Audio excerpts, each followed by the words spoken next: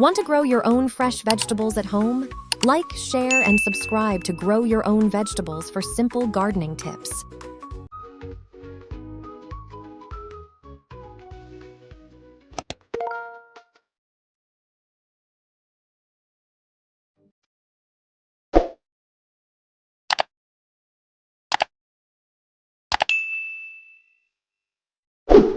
Well, hello there, Stacey Murphy here from growyourownvegetables.org, and today I'm going to show you how to grow your own simple 5-flavor garden so you can enjoy homegrown nutrient-rich food and feel great. Did you know that plants, they lose precious nutrients from the moment they are harvested? That means growing your own fresh vegetables ensures you have the healthiest food on your plate. The kind of food that keeps your gut healthy so you can avoid all kinds of chronic diseases, keeps your brain healthy so you can stay clear and focused, and keeps your energy levels high so that you can go out and do all of those fun things that you want to do in life. Plus, you know exactly where your food is coming from and exactly how it was grown. That gives you peace of mind, and it also gives you freedom from relying on whatever's available at the market. So, we all know why growing your own food is the best possible health option, right? But have you ever wondered why some people say it's easy to grow vegetables and herbs, and while others struggle to get any harvest on their plate, or they simply don't get started? So in this presentation, I'll show you my 3 strategies to fit this 5-flavor garden into your busy schedule, and it's easier than you think. For some of you, you may not have gotten started in your garden even though fresh food is important to you and you want your own garden. And I totally get that because there's so much garden information out there and it can be hard to figure out where to start. So I'm glad you're here with us today because this simple 5-flavor vegetable garden, it's a great place to start. But I'm guessing for a lot of you, this is not your first attempt to make your garden more simple. So the first thing I want to mention is that if you've experienced some garden letdowns in the past, like pests, diseases, or plants just dying for no good reason, you're definitely not alone. So if you've been trying to get started growing your own vegetables and herbs for some time and you feel like you're missing something, or you've given up because it all seems so complicated and time-consuming, you can master this simple 5-flavor garden in less time than you think with the strategies that I'll be sharing today. So that's what we're here to do. We're here to discover how to get your vegetable and herb garden done so that you can get on with your day. And if you're like me, you have a dream to grow, harvest, and eat your own organic vegetables and herbs at every meal without spending all your time and energy doing it. And I will show you exactly how to do this in this presentation. So my goal for this presentation is to help 2 types of people. For those who are beginners, you'll see 5 easy plants to get started growing now that will fit with your local conditions. And for more experienced growers, you'll discover ways to streamline your efforts, putting more homegrown food on your plate while simplifying your garden. Now, I also have 2 goals for this presentation. The only way for you to stress less about your garden and put more homegrown food on your table is to work with plants, to know exactly what they want. And the only way for you to work with nature is to simplify your garden strategies, follow step by step what successful gardeners have done before you. That's how you learn what working with plants is all about. It's not something you're just born with that you know how to do just because you've eaten before. Now, I've trained thousands of growers on 6 different continents how to get the most out of their gardens with the least amount of effort. And my students have grown a lot of food for themselves, their loved ones, and their community. What would you do with 8 pounds of fresh homegrown chard and kale each week? That's about 16 bunches of greens from the store. Now, you may be wondering, why a 5-flavor garden? What's so special about a 5-flavor garden? When I got started gardening in Brooklyn, I didn't even have a yard. I wondered where the heck was I going to grow my own food? Now, luckily, I found someone who lent me their yard, which was awesome, but it was also 30 minutes away by bike. And at the time, I was working more than a full-time job. So how the heck was I going to fit all this gardening and biking into my already jam-packed schedule, right? I made growing food a priority, and I managed to carve 3 hours a week out of my schedule. I considered all that biking and gardening part of my workout time for the week. So biking back and forth 30 minutes each way gave me about 2 hours a week to garden. Now, like I said, I was committed, but whatever I grew had to be easy, and it had to stand up to my weekly neglect because I wasn't going to be there. So I grew hundreds of pounds of produce that year, but I quickly realized that there were 5 plants that stood out as clear winners for plants that gave me a lot of food and stood up to that neglect, and here's what they were. They were chard, kale, spinach, celery, and sorrel. These 5 plants are so fun to grow because they're so easy to grow. I cut them back each week and they grew back again and again. They tasted great, especially together, and they didn't have many pest or disease issues. Plus, they were fast to reach maturity, so I could harvest them quickly. Now, winter came and it was so sad to see my garden disappear under all that snow, and it was also hard to bike through all that snow, so I thought maybe I'll grow some things indoors on shelves under some grow lamps to put some fresh food on my plate, even though it's cold outside. And I noticed myself choosing the same plants. And they were delicious and they were easy again. So years later, when I left Brooklyn, traveling across the country and moving each month to a new location, I still found myself wanting homegrown food because it just tastes better. And it feels great growing your own vegetables, right? And in all that time of moving around, it took growing all over the world to come to a big realization that I want to share with you today. Everywhere I went, whether I was growing in a big garden, a small garden, indoors or outdoors, I grew chard, kale, celery, spinach, and sorrel. Yes, they're easy to grow, they're easy to harvest, they're fast, you can grow them anywhere, but above all else, they taste awesome in a salad together. They make great smoothies as you blend them together. They're delicious together when you simply saute them with some garlic. And they make a great soup together too. The kale provides a bitterness. The chard and the spinach, they have the savoriness or nuttiness to them. The celery has a brightness to it. And the sorrel has a hint of lemon. So this simple 5-flavor garden can help you make all kinds of delicious, healthy meals. Just chop them and combine them in all different ways. The secret to a good recipe is not about liking or not liking specific vegetables. It's about balancing those flavors so that the sum of the flavors is better than all of those individual ingredients by themselves. So creating a 5-flavor garden is your secret to meals you love every day. And one of the reasons this combination is so flavorful is that it's jammed packed with nutrients. 4 out of 5 of these vegetables show up on top 10 lists for foods that help prevent chronic diseases, provide mental clarity, and also the kind of energy that helps you jump out of bed in the morning. Now, the 5th vegetable, sorrel, it doesn't make those top 10 lists simply because not enough people know about it yet to do that testing. And by the way, if you're allergic to lemons or you want that lemony flavor coming out of your garden greens, you're going to love sorrel. So if you're going to learn how to do just one thing really well in your garden, growing this 5-flavor garden is simple and you can grow it anywhere, indoors or outdoors, because you don't need a lot of space to grow these greens. And growing your own 5-flavor garden is what will make your meals exciting day after day from the same garden. So here's what we're going to cover in this presentation. I'm going to share the 3 secrets for a simple 5-flavor garden that you can enjoy homegrown, nutrient-rich food and feel great.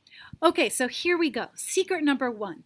40% of the work is in the garden setup. That's a huge percentage. So if you've already got a container garden, an outdoor soil garden, or even an indoor garden, you are already 40% of the way there. Congratulations, that is awesome.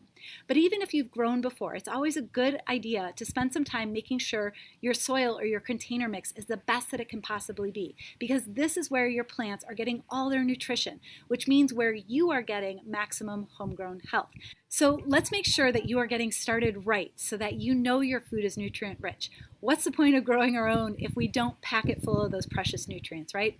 Health starts early for our plants. It starts in the roots. So inside the soil, billions of microorganisms help to deliver nutrients to the plants. So for that to happen, you need 2 things. You need the nutrients to be present, and you need your soil to be full of life and biology to deliver those nutrients to the plants. So because health starts in the soil, or whatever you're growing your food in, let's talk about growing in the ground, growing in that soil, and also growing in containers inside and outside. This is the beauty of these 5 plants, remember, is that you can grow them anywhere. First, let's talk about soil. So if you're growing in the ground or in raised beds, here's my recipe for a successful garden. Every growing season, you're going to have to add at least 2 inches or 6 centimeters of good quality compost across all the top of your garden beds, all right? And you're going to want to double that if you're growing year-round to ensure that your plants are getting all kinds of nutrients. Now, the second thing you want to add is worm poop. And worm poop, yes, I said worm poop. Worm poop is something that is full of beneficial bacteria that's really great for your plants. It helps to prevent diseases and pests in the garden. And so you want to add a trowel full of worm poop for each and every seedling that you plant. And then the third thing that you want to add to your garden beds to ensure that you get all of those minerals that you need in your diet, all those vitamins and minerals like calcium and phosphorus and a bunch of other great things for you, you want to add a couple teaspoons to your entire bed of glacial or basalt rock dust. So all of that is for growing in soil, if you're growing in raised beds or if you're growing in the ground. Now, when you're growing in a container, it's totally different. It's disconnected from the earth and it has a bottom. What you want to do is you want to find yourself a lightweight good quality potting mix. And you want to do this because if you put soil in a container, it's going to be too heavy, it's going to compact, and basically what it's going to do is the roots of your plants are not going to be able to get the air that they need, and they are going to stay too moist and your plants are not going to thrive. So you want to get yourself a lightweight potting mix, a good quality potting mix. I would recommend looking for one that has an OMRI listing or a CDFA listing. Those are organizations that ensure that the ingredients are organic. And you want to mix in some of that worm poop and a little bit of that rock dust as well. And then what you're going to do with your containers, because they are separate from the earth and they aren't connected to all of that soil biology, you have to do a little bit of fertilization over time. So what you want to do is every 2 weeks, you want to give them a little bit of compost, or you want to give them a little bit of liquid kelp or liquid seaweed as an additive to keep them thriving. And then every other week when you're doing that, you can alternate with compost tea if you have that available. And what that will do is it will add all kinds of beneficial microorganisms to keep your containers thriving. Just like the soil, your containers need two things. It needs the nutrients and it needs the biology to feed those nutrients to the plants. So the fertilization gives the plants some nutrients, and the biology is what delivers those nutrients to your plants. And finally, if you're going to grow in trays or in containers inside, you want to use the exact same setup here as the garden container. So now you have your garden beds or your containers all set up, but you still have plants to grow, right? And here's where I'm going to recommend something that may seem counterintuitive. You may want to try your hand growing your own baby plants from seed, and for more experienced growers, I say go for it. But here's what you want to keep in mind. Those seedlings that you see at the farmer's market and at the nurseries, they are at least 6 weeks old. Some of them are as old as 8 weeks old. So they're like teenagers. They're already nearing adulthood and ready for you to harvest them. So think for a moment about skipping ahead in time and energy nearly 2 months into the future of your garden. That sounds like a great shortcut for putting more food on your table, right? Especially if you want to get started right away. And also consider that the health of your plants starts when the seeds are just starting to germinate. Many times, new growers have a hard time growing vibrant and healthy seedlings, which means your plants won't be as strong in the long run, and that's not what you want. So this doesn't mean you shouldn't ever start from seed. I'm just saying that you can save yourself 2 months of time simply by purchasing some baby plants from your local farmer's market or nursery. Now, luckily, chard, kale, and spinach are easy to grow from seed if you want to try your hand at that. But celery is pretty tough. I wouldn't recommend it. It takes a long time, and so does sorrel. Now, even though I have grown a lot of my own food from seed, I still prefer to grab my seedlings for chard, kale, celery, and even sorrel. So there are 5 things that I look for when I'm buying a transplant from a nursery or a big box store. So what I look for is when I'm buying greens, I don't want there to be any flowers on these plants, because what a flower means is that it's done producing greens and it's moving on to seed stage. So I want to make sure there are no flowers, all right? The second thing I look for is I want to look at the medium that the plants are growing in, and I want to make sure that it looks nice and damp. If it's too dry, it might mean that the nursery isn't doing a good job of watering and the plants might be water stressed. And if it's too wet, there might be fungal issues later down the road as the plant gets older. So you want to look for any green algae that might form here, and that's a sign that it's been watered a little bit too much and you might have fungal issues. The third thing I look for is that I want nice, vigorous leaf growth. So I want them to be nice and bushy. I want the leaves to have a good color, to look healthy, and I want them to be branching well. So I don't want them to be tall and spindly, because that looks like they're going to flower soon. The fourth thing I look for is I look at the roots. So I actually take a plant and I pull it out and I look at the roots. I want to make sure that the medium that it's been growing in is actually sticking to the roots. That's a good sign that the plant is nice and healthy and it's been watered well. And then I also want to take a look at the color of the roots and make sure that they are white, that there's no signs of like brown or blackish roots that could be signs of fungal decay. And then I also take a look to see that they're not totally root bound. So this plant looks like it's ready to grow in the ground. The roots are starting to grow together and it's running out of space, so it really wants to get in the ground. So this is about what I look for in my plants in terms of roots. And then the fifth and final thing that I look for is I just look for any pests. So is anything eating the leaves? Are there any caterpillars? Are there any aphids? Those pests might be a sign that the plant is a little bit stressed out and hasn't been taken care of very well. And so that can lead to problems down the line. So those are the 5 things that I look for in healthy seedlings before I bring them back to my garden. Spinach is my one exception that I like to grow from seed because it's a bit more cost effective to grow it like that. And we'll talk about harvesting in a moment and you'll see exactly why. And if you can find someone else with a lot of sorrel plants in their garden, you can dig up some of their plants, divide each one into 2, and take half of each back to your garden. Sorrel is special. It's a perennial and it grows back year to year. And you can split it into 2 because its root structure spreads sideways over time. Pretty cool, right? So there's no shame in grabbing baby plants from stores or from your neighbors rather than starting your own from seed. It can be that simple. And even lots of the big boxes now are starting to sell organic kale, chard, and celery, so you can really find what you're looking for. Now you've got your garden beds or your containers all set up and you know exactly what you're growing. So what's next? Well, remember, you're pretty much 40% of the way toward putting homegrown, nutrient-rich food on your table now that you're all set up to start growing. So congratulations. Oftentimes this first step is such a big hurdle that people don't make it over. So just keep going. You'll be so happy you did.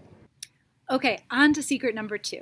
You're probably curious how to put a nonstop supply of greens on your table all season long so you can get that 1 to 2 cup servings of greens on your plate anytime you want them.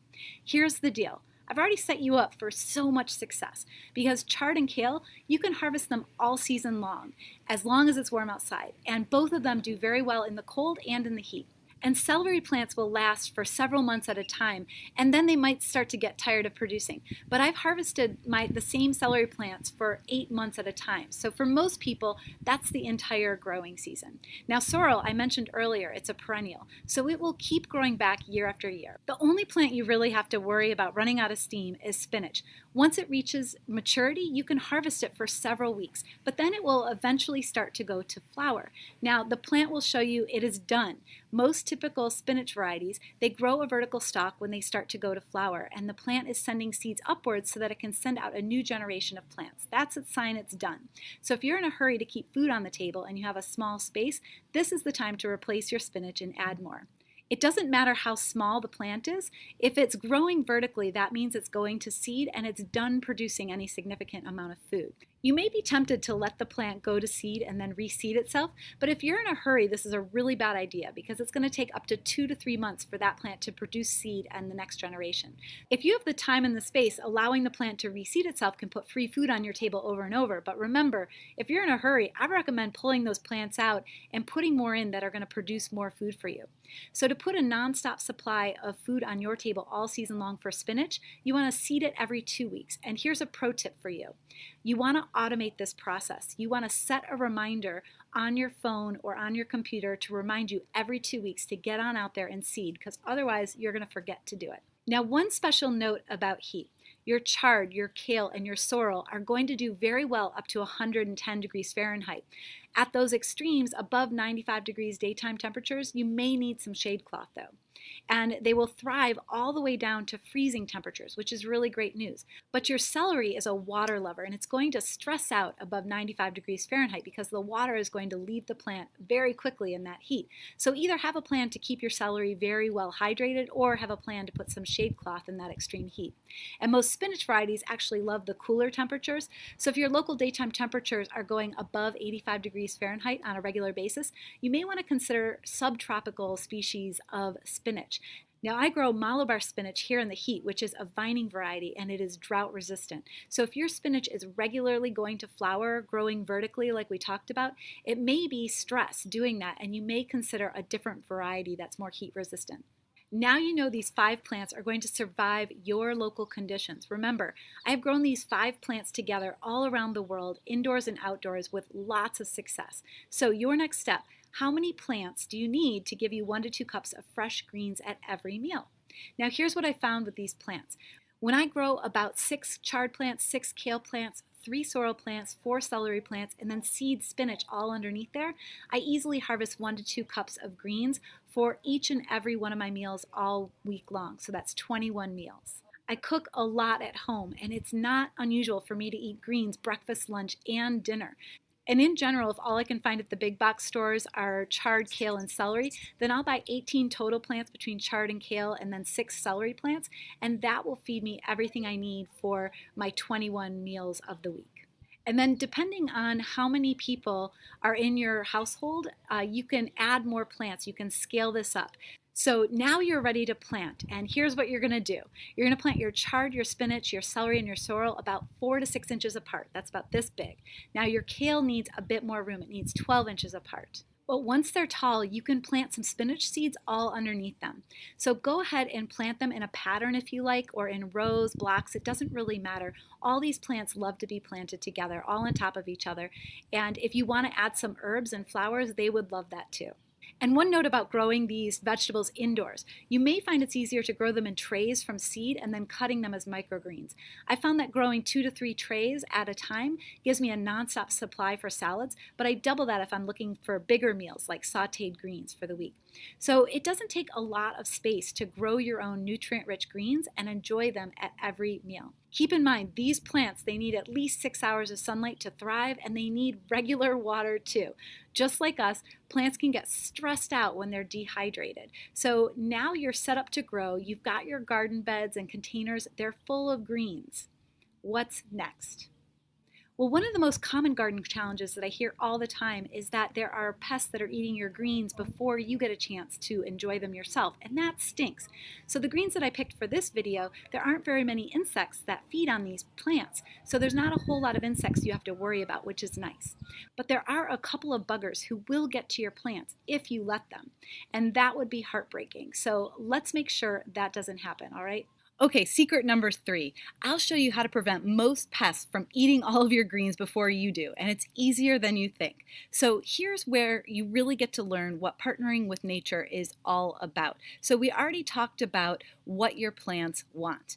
One of the things that you have in common with your plants is that both of you do not want bugs to eat your greens. So the basic idea that we're going to work with here in this video is to understand how the major pests operate and how to interrupt their plan. And then both you and your plant are going to be happy and healthy. So there are 3 main types of pests that will eat your greens, and they are aphids, caterpillars, and slugs. And there are others, but typically, if something is eating your greens, it's probably one of these 3. Now, let's take caterpillars as an example. So in this case, what if I were to tell you that the life cycle of most caterpillars is 7 to 10 days between when the egg is laid and when the egg hatches and turns into a baby that will start to eat your greens? How would that affect how you think about growing that plant? So basically, you need to do something every 7 days to ensure that those caterpillars don't eat your food, because that's how long you have between the time when the egg is laid and the time when the holes start to form in your plant. And then beyond 7 days, those holes in those greens are going to start to get bigger and bigger. And the caterpillar is going to get bigger and bigger with a bigger appetite, and they're going to eat more of your plant. So you have a 7-day window to interrupt that life cycle and keep that from happening before it grows into a problem. In those 7 days, the problem is microscopic. So most new growers, they don't even know that the problem exists until it's too late. So here's the good news. You have to do something every 7 days to interrupt that life cycle. Guess what else your plants want you to do at least every 7 days? Harvest. So here's something that nobody tells you about growing food when you're just getting started. Harvest, harvest, harvest. Harvesting should be just about the only thing you need to do once you have your garden set up. So harvesting is typically about 40% of the work of a successful garden. 40%, that's a lot. That's as much as your garden setup was. So seriously, if you get your garden set up correctly and you harvest correctly, you're at least 80% of the way toward a successful garden. That is really awesome news. But here's the deal. Harvesting is what a lot of people get wrong in the garden. So I'm so glad that you're here so that you understand the secret that's going to make your life so much easier. Harvesting is actually one of your best pest prevention strategies. Harvesting is what you should be doing at least once a week, and simply by doing this, you'll be ahead of the pest population before it ramps up and before it gets out of control. Because here's the deal. The difference between someone who puts a lot of homegrown food on their table each and every week and someone who can't seem to grow anything, it's not bugs. We all have bugs and pests in our garden. So it's about how we work with those bugs to ensure that the food lands on our table before our pests eat it. So harvest at least once a week. several times if you like, and you'll be removing all of those eggs that lead to caterpillar damage. You'll be removing all of the older plant material, all the plant growth that aphids and slugs are attracted to. So I find that the number one thing that holds people back from harvesting correctly is that they're afraid that they're going to hurt the plant. So your greens love to be pruned. They want me to tell you that. It makes space for more food to grow, which is exactly what you want too. This is partnering with your plants. So if you don't harvest at least every week, you have dead weight on your plants that pests will attack. So here's how you harvest your 5-flavor garden greens. Harvesting is simple when you know exactly how to harvest each plant to encourage more growth. So chard and kale are what I call stem plants. You harvest the outermost leaves, the bottom leaves, by pulling gently downward on each leaf. When the plant is small and the stem is soft, you may need to cut the bottom leaves off so that you don't damage the stem. These plants will continue to grow vertically until it's too cold for them to grow anymore. So you can just keep growing them all season long and harvesting all season long if you're growing in soil. If you're growing them in a container, however, you can only grow them so long as they don't outgrow the container, and then you need to replace them. So each time you harvest, you need to leave at least 3 leaves on a Swiss chard plant so it can photosynthesize and grow more. And with kale, you want to leave a few more leaves on the plant each time you harvest. 6 or 7 leaves is usually good. Otherwise, your kale plant, it will grow really slowly if you leave too few leaves on the plant. So for both these plants, make sure you keep the stem nice and clean. You don't want a bunch of rotting old plant material to attract pests or more shelf space for pests to land on and take hold. So celery is similar, but it grows more like a mound. So you don't have to wait for a big head of celery to grow. You can simply cut off the outer leaves whenever you want and enjoy them in your dinner. I think celery is one of the most underrated plants to grow in the garden. I don't see people grow it a whole lot, but it's one of my favorites. It's so easy and it's delicious. So celery is a water-loving plant. All that celery you see at the store that has big, thick stalks, don't measure yours against those. Yours may be skinnier stalks, but they will be packed with flavor and nutrients. If you like your stalks more watery, you'll have to water them a lot more than any of your other crops. And then you simply cut the outermost old leaves whenever it suits your needs. So when you harvest these outermost leaves, at least 3 stalks should remain on your celery plant so that it can continue to photosynthesize and grow. And if you're not so fond of celery, a good replacement for this might be parsley. It's another herb with a fresh flavor and it grows very similarly. One note on replacing celery with parsley. Parsley is even more heat sensitive, so a lot of heat will either slow down the plant or it may even stop the plant from growing altogether, temperatures above 90 degrees Fahrenheit. All right, to harvest your spinach, you simply lift each plant up vertically and you take your scissors and you cut about 1 inch above the soil line. What that's going to do is it's going to cut off all the larger, older leaves and it's going to leave the newer growth to grow back. And you can basically harvest your spinach plants for about 3 weeks in a row, and after that they're going to stop producing. So each time you cut them, the amount that you harvest is going to reduce by about 50%. So after your 3rd cut, you're not getting a whole lot of harvest, and that's when you're going to want to pull the plants out and plant something else. Now, if you're growing a subtropical variety like Malabar spinach, which is a vining variety, what you want to do is cut the vine anywhere, and what will happen is at the intersection where the leaf meets the stem, a new vine will eventually start to form. So every time you cut it, it will come back. This gives you a continuous supply of spinach all season long, and you don't have to replant it. And finally, let's talk about harvesting sorrel. So here's the deal. Sorrel is a perennial plant. The other 4 plants that we've been talking about so far, they are annuals. So when it gets cold, they will die off, and most of them likely will not return when it gets warmer again. But sorrel is special. Plant it once outside and you have sorrel for life. And this is why people like perennials. Most of our typical vegetables at the grocery store, they are not perennials. But when you start to grow your own, you can start to venture into this world of perennials more and learn how to set your garden up to grow food for years. Sounds great, right? Okay, so sorrel, it is hard to kill. As long as at least 3 leaves remain on the plant, it will grow back. Once sorrel takes root in your garden, it will spread, and the rate at which it spreads is directly related to how much you harvest it. So harvest the outermost leaves, the largest leaves, otherwise they will go to waste, and then leave the smaller leaves to grow in. Okay, so now you know how to harvest these 5 nutrient-rich greens, which when done correctly is the secret to keeping pests from eating your plants before you do. Remember, in order to get homegrown food on your table, you actually have to cut the plants and then bring them inside. Remember, secret number 1 is that 40% of the time you will spend on your 5-flavor garden is making sure the planting beds or your containers are set up right. So just keep moving forward and taking the next step to get yourself set up for success. And when you're just getting started, one trick to fast forward your garden 2 months is to plant seedlings that you purchase. After all that's set up, it just gets easier from there. All right, secret number 2 is that a nonstop supply of greens for your dinner plate is easier than you think. 4 of these 5 plants, they produce all season long, which is why there's so little work you need to do once everything is set up. And secret number 3 is that harvesting regularly is your best defense against pests who want to try to steal your food. Don't let them. Harvest, harvest, harvest, at least once a week, even more if you like, to stay ahead of those pests. So harvest regularly for lots of homegrown food. That's why we're doing this after all, right? Now you know my 3 secrets for a simple 5-flavor garden so that you can put homegrown, nutrient-rich, fast greens on your plate.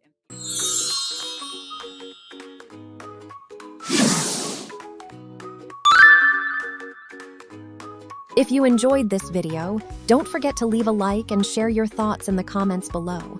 We'd love to hear from you. And for more simple and practical gardening tips, subscribe to Grow Your Own Vegetables. For more tips and updates, visit gyov.org and join our growing community.